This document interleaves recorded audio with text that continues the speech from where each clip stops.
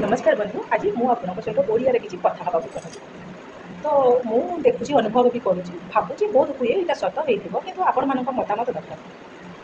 नारी रूप अनेक यहाँ तो पुराण पुथी आम जाचे किंतु आखपाखे आम देखी भी बहुत गुड़ाए नारी अलग अलग माने अभिनय थाए।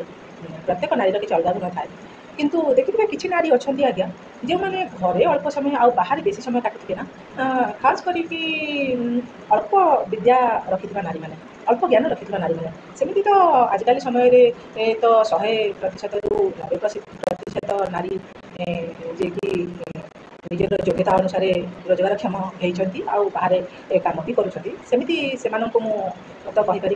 देखिए अल्प विद्या अल्प ज्ञानर किसी नारी अच्छा जो मैंने अल्प समय घरे बिताऊे आ बेसी समय बाहर बिताऊे से सब नारी ना लज्जा थाए ना शरम थाए ना क्या भय थाए ना कौन कथा संकोच थाए ना कौन भावनार आग पिछा थाए किसी भी से न थाए से जो अल्प ज्ञान धरिकी जो बाहर बुलती ना समय काटती से भावती कि से बहुत आगक जाइए निश्चित भाव से नारी मैंने चारिकांत भितर रोकता नारी मानकर ज्ञान गुण आ मर्यादा जहाँ भी किसी ना किसी फरक थी फरक अच्छी कहीं मु अनुभवी आपण मानकर भी मतामत नवाक चाहूँगी आउ से बाहर बुलूवा नारी मानकर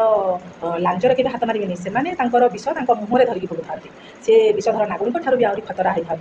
जहाँफल जिते से लगे ना आग पाछ 5 थर भाविकी से पछरे लगे से कहार नुहति आ क्या भी छाड़ा चाहती ना से लज्जा थाए ना शरम थाए ना कि संकोच थाए ना से आग पछ भावती ना संपर्क जानती ना से निजर बोली कौन कथा निज भीतर